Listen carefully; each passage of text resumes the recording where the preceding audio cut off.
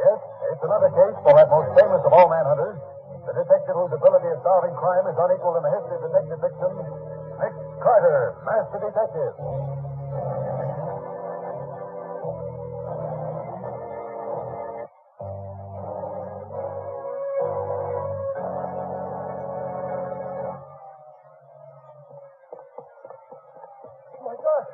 Oh, my gosh. Gotta get Mr. Taylor down here. I wonder how it's started. I don't know. It was awesome. Sudden, too. Where is he? Come on, Mr. Taylor. There's got to be something. What is it? Let me speak to Mr. Taylor, quick. Where is he? Oh, when's he coming in? I wouldn't know. Any message? Hey, yes. Tell him the warehouse is on fire. Tell him to get hold of Mr. Everson and get down here at once. Did you say Mr. Emerson? Yes. Get the boat down here at once. The warehouse is burning up.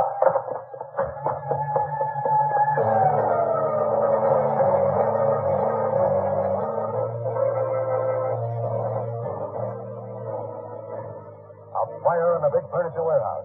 A fire which was to lead Nick Carter, Master Detective, into strange trails, in which a missing alarm clock and a darkened sailor were to play prominent parts. Follow Nick Carter as he solves the case of a missing alarm clock.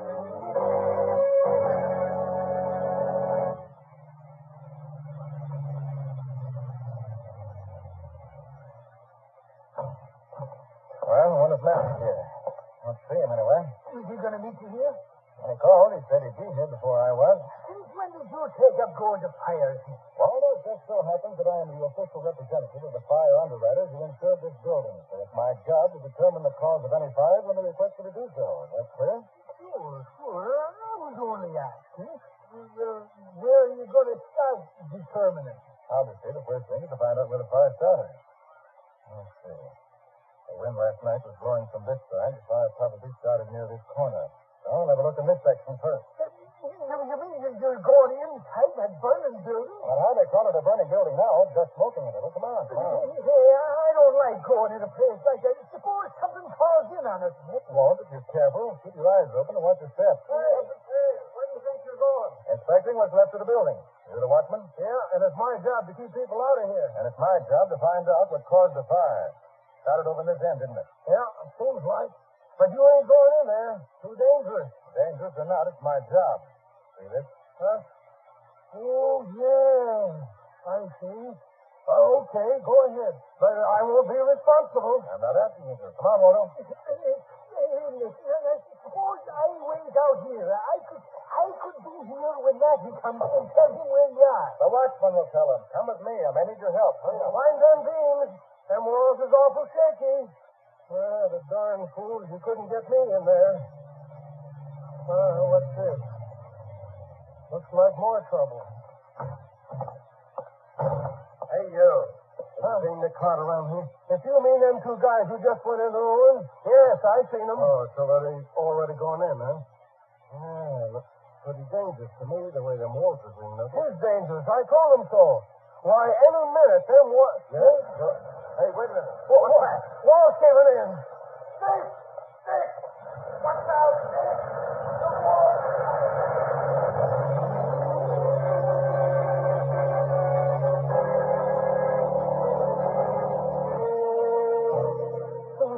Oh, come on. Don't just sit there mooning. We got to get them out of there. It ain't no use. They're going ashore. I told them to Don't run if they won't help me. I'll do it myself. They may be still alive. Right, Matty, we're very much alive.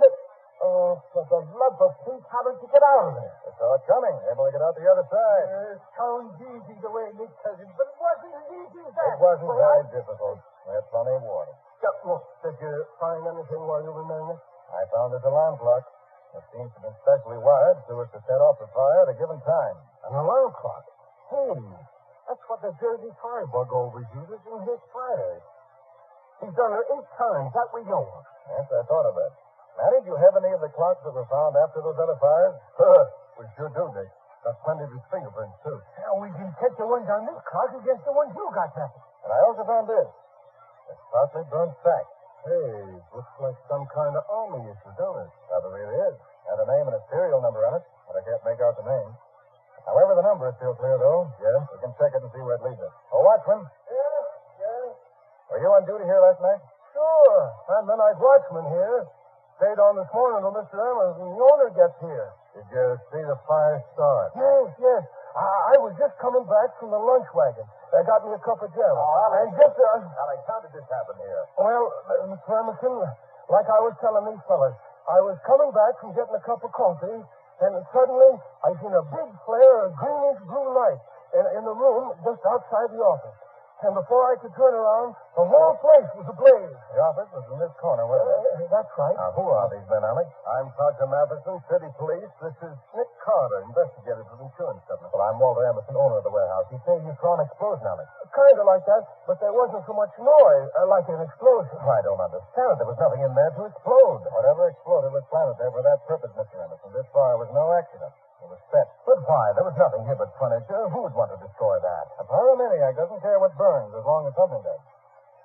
I understand that you were fully insured. Oh, yes, completely. Was the warehouse full, Mr. Manson? Very full indeed, Sergeant.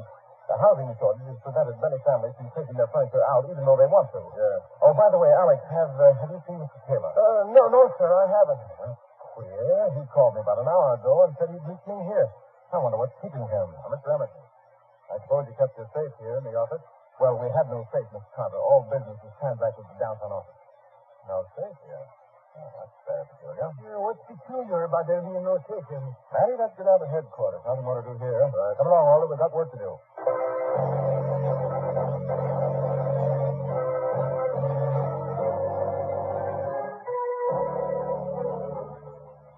I don't know that it has anything to do with it, Patsy. I just want you to find out who has the serial number I just gave you, his name and present address and where he works, if you can get it. Okay, Nick, I'll get at it right away. When will you be back to the office? As soon as I get through here at headquarters. Bye. Hey, Nick, why were you so surprised that there was no safe in the warehouse office, huh? Matty, have you forgotten? What? One thing about the Jersey firebug was that before he set fire to a building, he always robbed the safe that was in it. Uh-huh. I see what you mean. You think it might not have been the Jersey firebug that set this one, huh? Well, I'm just putting that fact away in the back of my head.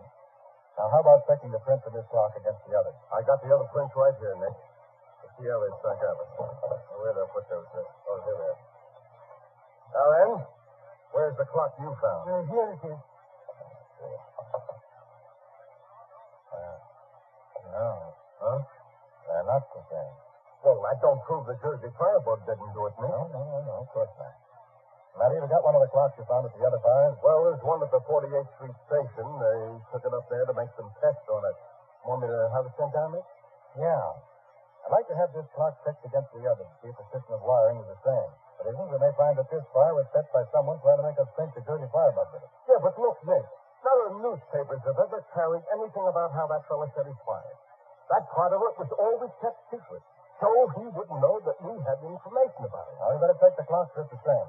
Walter, you stay here and wait for the other one to be sent down. And you and Matty check carefully to see if the way the clock is wired up is the same or different. Sure. Come to the office. I'll be waiting for you. This information may be very valuable.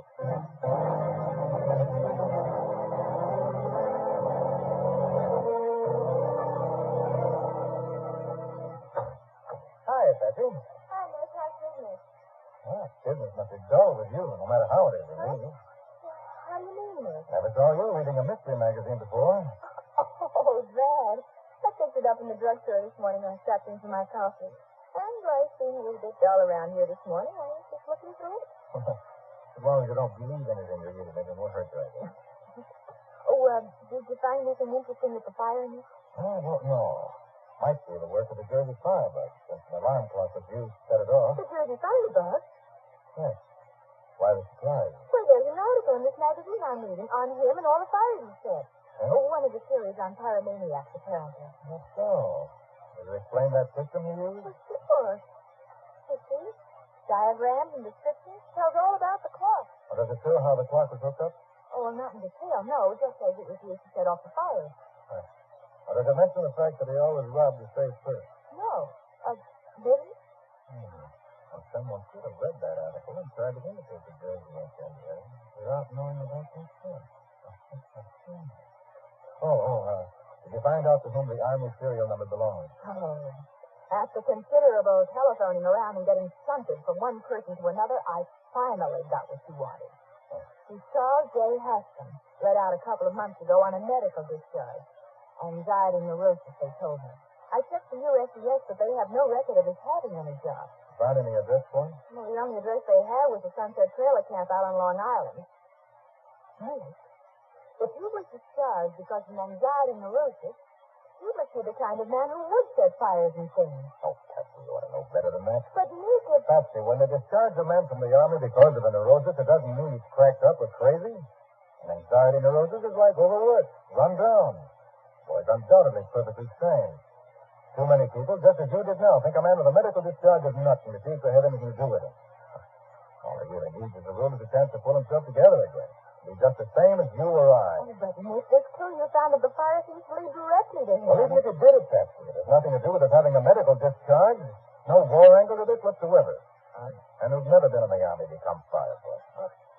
Oh, I'm sorry, Nick. I guess I just didn't think. Yeah, just like a lot of other people. Oh, I'm not trying to get tough with you about this, Patsy, but it's just that... Hey, Nick, how are you, Patsy? Well, hi, Waldo. From the look on your face, you must have some news. Well, what'd you find, Waldo? You were right, Nick. The cart we found at the warehouse is picked up altogether different from the one Matty had. Not the same at all. Oh. Different wiring, no space to cut, and an article in a magazine telling how to keep on. I'd say it all adds up to let the Jersey fire bug out completely. In which case, we better be on our way to the Sunset Trailer Camp to have a talk with Charles J. Haskell.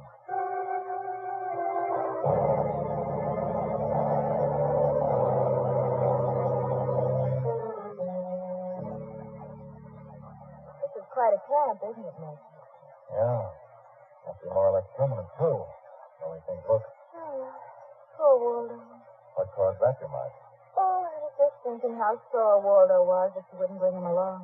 Waldo is one of those things called a procrastinator. Give him a job to do, but because it's just routine running around, he tries to put it off as long as he possibly can. This is the Haskins trailer, this premium with the white trim. It matches the description the man at the gate gave us. It's the right location. Yeah. Wonder if the door being open means Haskins around somewhere. Well, we can look in, can't we? That won't hurt anything. That should be all right. But I hope it shows up soon. Oh, there you are, Nick. Oh, Matty. Well, the right arm of the law. What happened to you?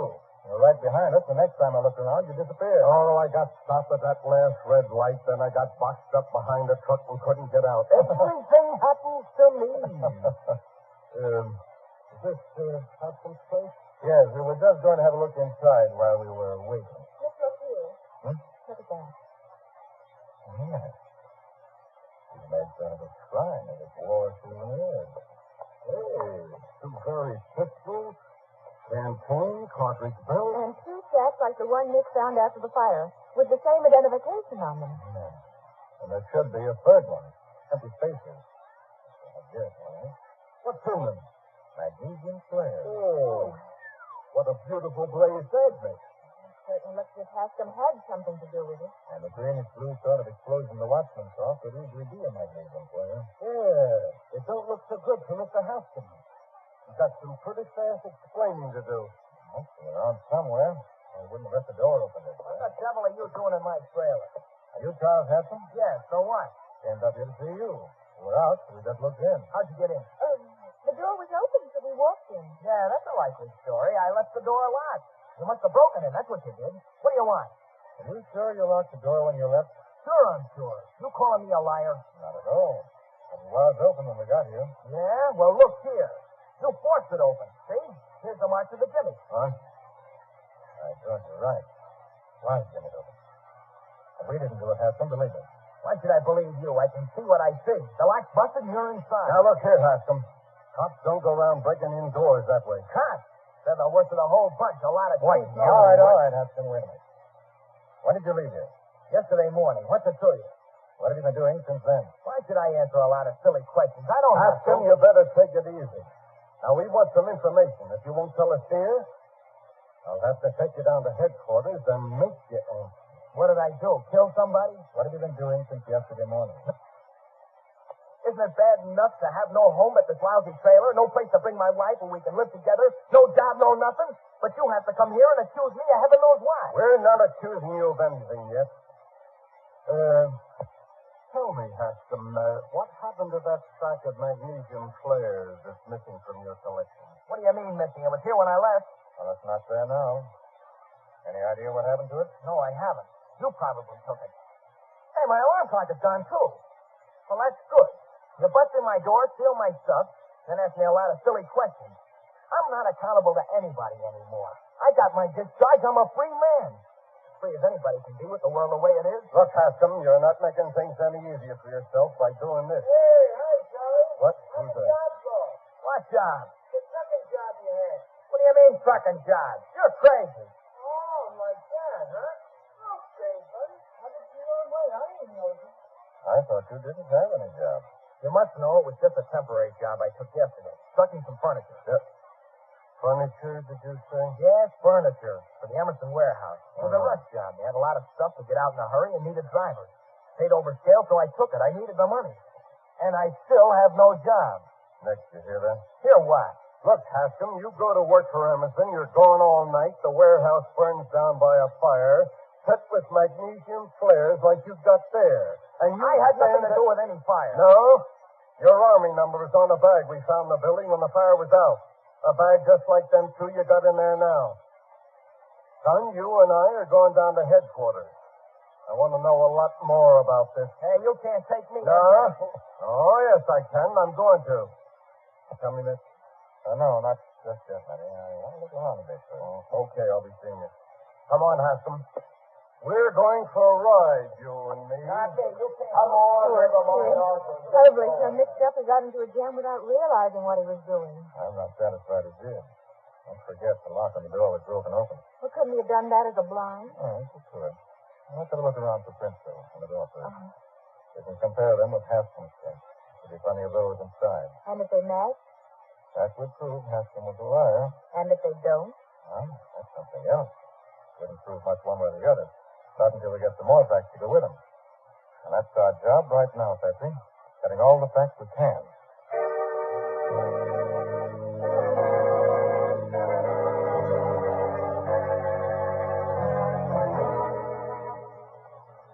So the prince didn't match. Well, couldn't that mean that somebody was working with Haskam on this? It could. Look at me and Haskell is innocent. Good afternoon. You the owner of this camp? Yeah, sure am. But we're full up right now. See? Glad to hear. And I just want some information. Oh, sure. Glad to tell you what I can. See? You know Charlie Haskell, don't you? Oh, sure. Yeah. Nice young fella. He didn't have a chip on his shoulder all the time. Not a very sociable fellow, I should imagine. Sure ain't.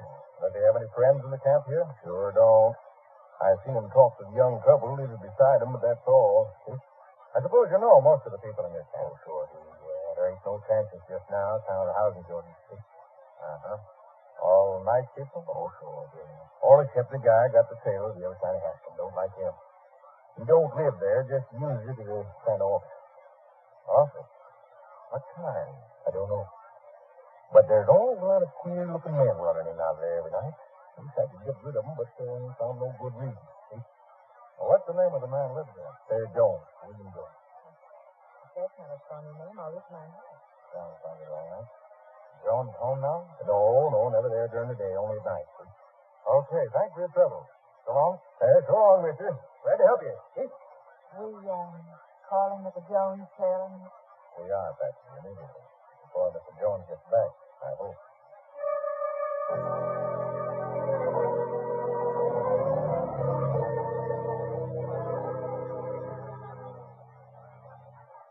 Listen, isn't that the chap who asked Haskam about his job? Hmm? Oh, yes, it is. Say, may I speak to you a moment? Sure. What's on your mind? How well do you know Charlie Haskell? Why, is he in trouble? Maybe, maybe not. That's what I'm trying to find out. How well do you know him? Oh, just a secret. You don't make friends easy, that I don't. So I noticed. What was that about a job? Oh, why, this fellow offered me a job running a truck yesterday. It was rush work, you know. Well, I was busy, and I knew Charlie needed money, so I told him about it. Who offered you the job? Oh, a fellow named Jones. Lives in that trailer right ahead of you there. I see. Okay, thanks very much. Oh, don't mention it. Say, I hope Charlie makes out all right. That certainly ties up, doesn't it, Miss? The mysterious Mr. Jones seems to be indicated as our next point of contact here, at least. Oh. Looks as if Jones was out, Miss. Stand there. Mr. Jones? Not so easy this time. His door is locked. I think we'll go in anyway. In broad daylight like this? The owner said Jones was never around in the daytime. And we can't wait. There. Oh, that was easy. Now, Patsy, here's what you do. Stay outside the door. If you see anybody looks as if they were coming in, start singing. And I can get out fast. Right. Hey, listen. From here you can look right into Haskins' cell and see his war souvenir plainly. Maybe Mr. Jones... Maybe. Now, don't forget. If anyone comes, you sing.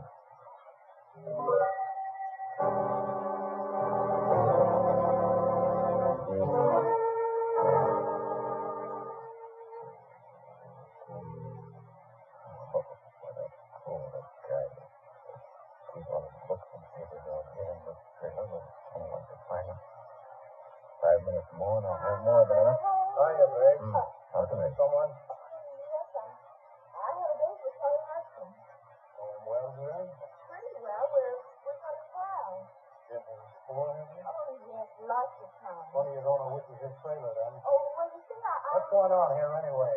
What are you doing here? Shut up! Stand still, you.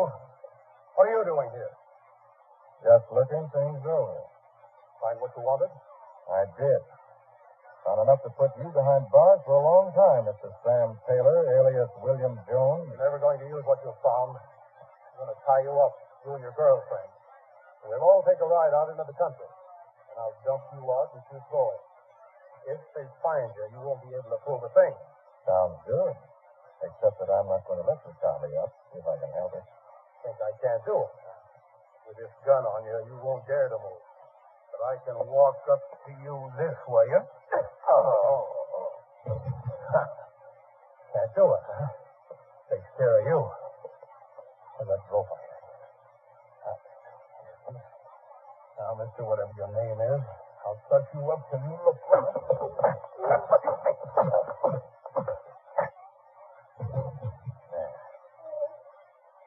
All right? Okay, Patsy. How about you? You're kind of sore, but I'll be all right. I got scared of show and so slugging, woman. Well, mister, when I get through tying you up, you won't be able to wiggle your little finger. And when I finish going through your books, we'll have cleaned out one black market that won't open up again in a hurry.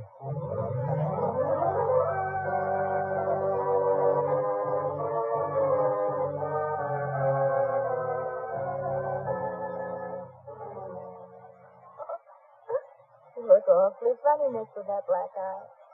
Oh, I'm afraid you're losing your grip. Now, Patsy, as I told you before, I didn't get that eye in the fight. I fell to the floor to let him think he'd knock me out so I could come to grips with him better. I hit my eye on the corner of a chair. Oh, boy, have I heard that before. Anyway, a black eye is a small sacrifice to make when I was able to catch one of the men who was operating a black market in meat. Oh, I was only kidding you. You sure you can do this thing? Why no question about it? Kept all his books and records with names, dates, shipments right there in that trailer. So you thought no one would ever see it, so you didn't have to be careful. Well, just how did he operate in it? Well, look, as manager of the Emerson warehouse, Sam Taylor reserved two of the largest rooms for himself. He bought meat wholesale and had it brought to the warehouse and distributed it from there. It stayed at the warehouse only for a short time, so he didn't need refrigeration. But recently, with so many patriotic butchers refusing to handle black market meat, the stuff piled up until the two rooms were full. Taylor didn't worry about the meat spoiling, but he did worry that government inspectors might trace some of the shipments back to him and find all the stuff that was stored there. Oh. So he decided to get rid of the evidence by burning down the building. Which he did. And he did that part very completely. But he never dreamed we'd be able to trace it back to him as we did. And finding right there in that trailer the jimmy he used to pry open Haskins' door with the green paint still on it, and finding the winding handle that belonged to the alarm clock we remodeled to use in starting the fire, puts the blame squarely on his shoulders. And lets Charlie Haskins out entirely. Fortunately, yes. I wonder if this break in Haskins' favor will make him any more pleasantly disposed of the rest of the world. It's tough when a young fellow like that sours on everything. I'm going to try to pull him out of it. I asked manager. They told me you wanted to see me. Come in, Haskins. You don't think I'm a crook? No, I don't think you're a crook. And I never did. But if you'd been a little more cooperative, it would help. Why should I be? Nobody ever cooperates with me. You don't give him a chance. Chance to what? Just to be friendly. They're all against me. I can't get a break anywhere. Now, look. Nobody's against you. That little tough luck, same as a lot of other men just out of the service have had. And you've made a personal issue out of it. Just your own personal reaction to an unpleasant situation. How do you figure that? I can't get a job. I can't get a place where my wife and I can live together. I can't get... Hold on. What's the fact? See if we can't do something about this. You know any other men who don't have jobs? Sure, plenty of them. Know any other men who haven't found a place to live? Yeah. But what's that got to do with... Everything. Are all these other men you know convinced that the world is out to do them dirt? Well, no. Not all of them, but I know a couple of them. In other words, Aston, you're one of a small minority of guys who take it out in breaking. It doesn't help the situation at all. Well, maybe, but I haven't had it. I'm an auto mechanic, and a darn good one, too. I'm sure you are. Suppose I find you a job. Will you take it? Sure, I'll take it. And if you and your wife will be satisfied with a furnished room until something better offers, I can fix you up with that, too. Interested? Sure. Wait, if I could have Mary here with me, I'd feel a whole lot better. About everything, I guess. Good. Here's $50. That'll help you to pay your wife's transportation and buy whatever things you need. Go ahead. Look, Mr. Carter, I don't need your money. We'll make out somehow. Now, look, if you can spare it, it's a loan. I expect you to pay me back when you can. Thanks, Mr. Carter. You're swell. That's Miss Carter all over. Always trying to help somebody when he can. Why are you doing all this for me? A stranger. Hudson, we all owe you boys who are in the service more than we can ever repay. And if anything I can do will help repay that debt and get you started on the right road, I want to do it. I'm going to see that you get what's coming to you. Nick, that's what you usually say to the crooks you catch. You're going to get what's coming to you. Oh, yes, Betsy, I do. But this time I'm talking to a friend. Right, Hudson? Right, Mr. Carter. Oh, gotcha. Friend is a wonderful thing to have, isn't it?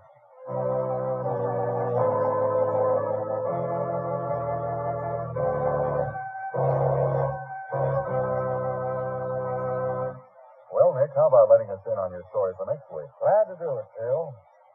My story includes a list of the diamonds stolen from Mrs. Larkin's safe, a print of a pointed shoe in the garden, a telephone number that refused to answer, and a place where diamonds are worth more than anywhere else in the world. And there was excitement, too. When our plane dropped down through the fog trying to locate that ship at sea, I was sure my last hour had come. Clues and excitement, eh? Sounds like a good combination. What's the name of the story, Nick? I call it The Case of the Unwilling Criminal.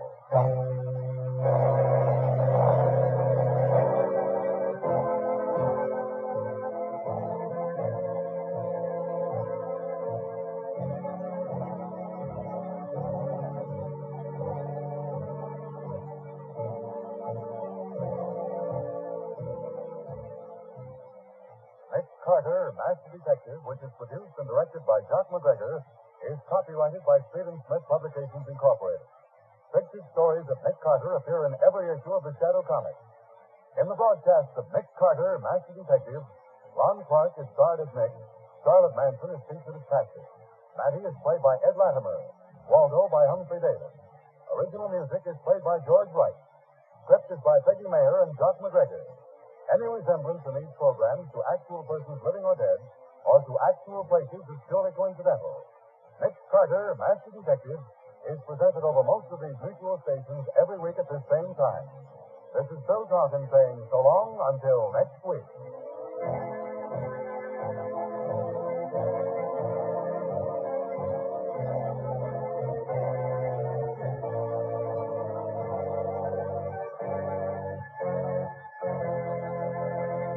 This program was heard in Canada through the facilities of the Canadian Broadcasting Corporation. This is the Mutual Broadcasting System.